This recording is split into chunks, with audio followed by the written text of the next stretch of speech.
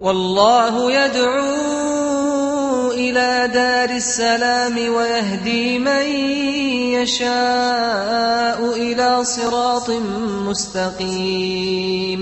Brother Muhammad, but this time from the United Arab Emirates. Brother, you're live on Ask your question, please. Brother Muhammad, are you with us? Yeah, hello, assalamu alaikum. Wa alaikum salam wa rahmatullahi. Can you hear me? Yes, you can, very loud and clear. Sheikh Salah, first of all, thanks a lot to you. Jazakallah khair. It's a great pleasure to be here speaking to you. You have been a source of big inspiration for me and for my whole family.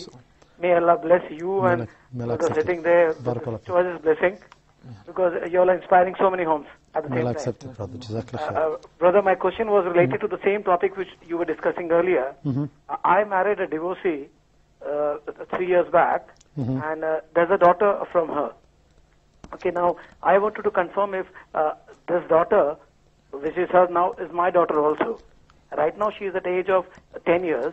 After she crosses a puberty age, will she be a namaram for me? Okay. That is the first question. And second thing is, now for the sake of visa purposes, it is important that on her passport, her father's name is, my name. Otherwise, I cannot sponsor her in Dubai. So can I, for that official purpose only, put my name on the passport or not at all? Whatever you advise, inshallah, I'll try to follow just that. Barakallah fiqh. Jazakallah khair for all the kind words. Brother Muhammad there from the United Arab Emirates. I would really like to tackle this question right now since it's related to the previous one. When I said concerning orphans or kids whom you adopt in order to raise them and gain the reward of Allah subhanahu wa ta'ala and so on, I gave the example, a hypothetical example, that if one day after they grow up that you wanted to marry the girl or and I said it's permissible. There is another thing, because Allah subhanahu wa ta'ala linked between two things in Surah Al-Ahzab. He said, وَمَا جَعَلَ أَدْعِيَاءَكُمْ أَبْنَاءَكُمْ, that those whom you adopt are not your real sons. أُدْعُوهُمْ لِآبَائِهِمْ, call them after their real fathers.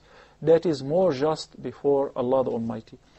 If I have a son, and I have adopted a girl, and now they both grew up in the same house, once again the same question, and it doesn't mean that you have to.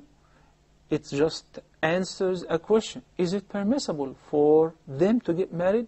Yes, it is permissible, if they like it. If there is an agreement, if there is ijab and qabul, with the following conditions: that this girl, by any means, is not a mahram to the father, which will be automatically a mahram to the son. Also, that if the mother did not breastfeed her when she was young.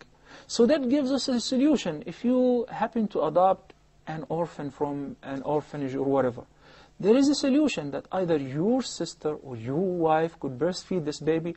Then in this case, they will be similar to yours due to suckling, but they are not your real sons as well. It doesn't give them the right of inheriting you, nor you inheriting them, but you will be treated as a mahram to each other. That is the only difference. But as far as inheritance is only related to the blood kinship, not the suckling nor adoption. In your case, brother, that you have married a divorcee who has a daughter, as long as you consummated the marriage, then her daughter becomes a mahram to you permanently, like your own daughter exactly.